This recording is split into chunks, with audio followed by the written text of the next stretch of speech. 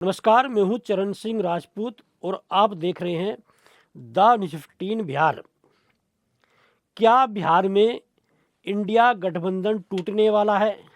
क्या बिहार में दिल्ली में जिस तरह से विधानसभा चुनाव में आम आदमी पार्टी और कांग्रेस अलग अलग लड़ रही हैं, तो क्या बिहार में भी आरजेडी और कांग्रेस अलग अलग विधानसभा चुनाव लड़ने वाली हैं?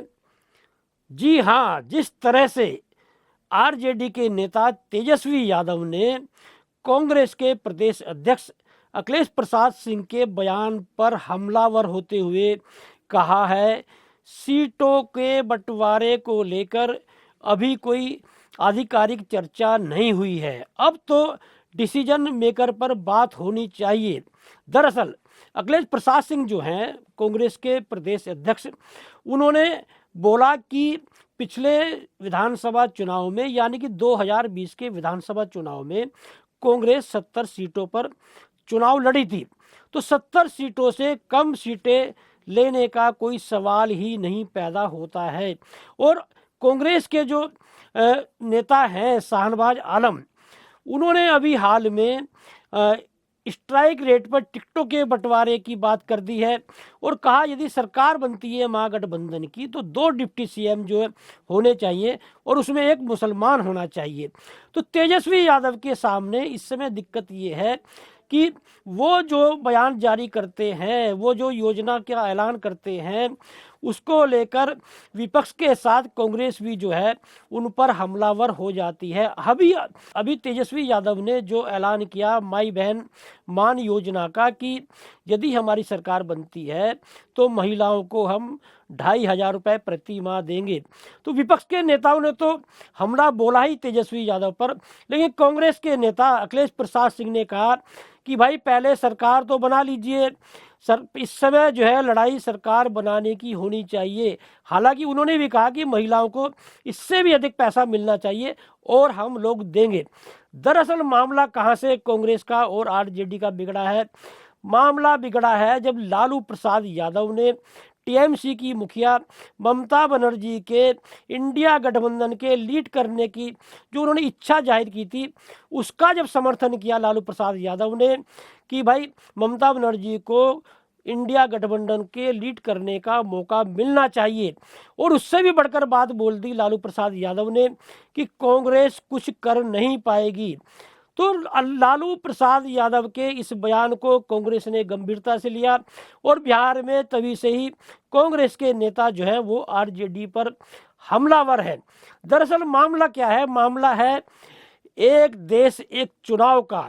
एक देश एक चुनाव के मामले में क्षेत्रीय दल जो है वह ये मानकर चल रहे हैं कि कहीं ना कहीं भारतीय जनता पार्टी के साथ में कांग्रेस भी मिली है। क्षेत्रीय दलों के वजूद को खत्म करने के लिए भारतीय जनता पार्टी और कांग्रेस दोनों मिलकर एक देश एक चुनाव कानून लाना चाहते हैं। तो यदि आपको याद होगा कि अभी हाल में जब उपचुनाव हुआ उत्तर प्रदेश में, तो अखिलेश यादव ने कांग्रेस को कोई सीट नहीं दी और के प्रति नाराजगी जताते हुए कांग्रेस ने अभी आपने लोकसभा में देखा कि 2 सांसद अग्रिम पंक्ति में बैठते थे समाजवादी पार्टी के, अवधेश प्रसाद सिंह को पिछली पंक्ति में कर दिया कांग्रेस ने।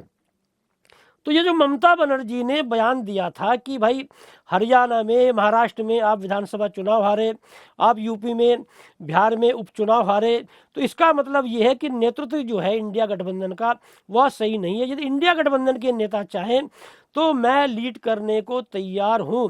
दरअसल ममता बनर्जी ने यह बयान दिया नहीं, ममता बनर्जी से ये बयान दिलवाया गया है। और जिस तरह से क्षेत्रीय नेतृत्व जो क्षेत्रीय दलों की लामबंदी हो रही है, इसमें मुख्य भूमिका निभा रहे हैं अखिलेश यादव जो समाजवादी पार्टी के मुखिया हैं।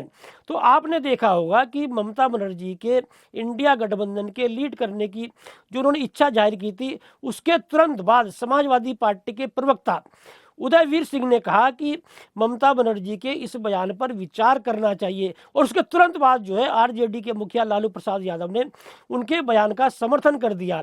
और हाल में जो निर्भया कांड की बरसी पर अरविंद केजरीवाल ने महिला अदालत लगाई दिल्ली में, उस महिला अदालत में अखिलेश यादव भी पहुंचे और आम आदमी पार्टी को अपना समर्थन दिया। कांग्रेस और आम आदमी पार्टी दोनों दिल्ली में अलग अलग चुनाव लड़ रहे हैं।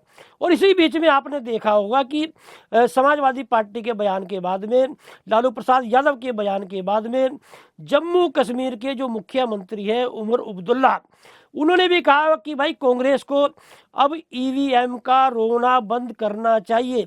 मैं लोकसभा चुनाव हारा, लेकिन विधानसभा चुनाव में मुझे जीत मिली और मैं मुख्यमंत्री बना। तो मतलब एक तरह से कांग्रेस जो ईवीएम को लेकर, चुनाव सुधार को लेकर एक बड़ा अभियान छेड़ने जा रही है, उसकी हवा निकाल दी उमर अब्दुल्ला ने। तो क्षेत्रीय दलों की ये एक तरह से लामबंदी मानी जा रही है, जो कांग्रेस के खिलाफ जो है बयानबाजी देखने को मिल रही है। ऐसा नहीं है कि कांग्रेस क्षेत्रीय दलों की इस बयानबाजी को समझ नहीं रही है, या कांग्रेस क्षेत्रीय दलों की इस रणनीति को समझ नहीं रही है। कांग्रेस भी बाखूबी क्षेत्रीय दलों की रणनीति को समझ रही है। और यही वजह है कि उत्तर प्रदेश में जो अजय राय है, कांग्रेस के प्रदेश अध्यक्ष, उन्होंने कह दिया कि मिल्कीपुर उपचुनाव पर हमारी कोई दिलचस्पी नहीं है।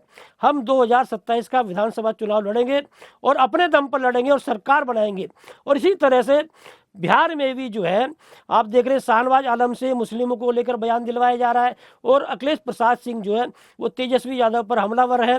और इसी तरह से दिल्ली में सभी सीटों पर जो है कांग्रेस अपने प्रत्याशी जो है उतार रही है। तो क्षेत्रीय दलों से कहीं ना कहीं कांग्रेस का भी मोह भंग हो रहा है। और अंदर खाने की जानकारी यह मिल रही है कि कांग्रेस अब आने वाले चुनाव में अपने दम पर चुनाव लड़ना चाहती है।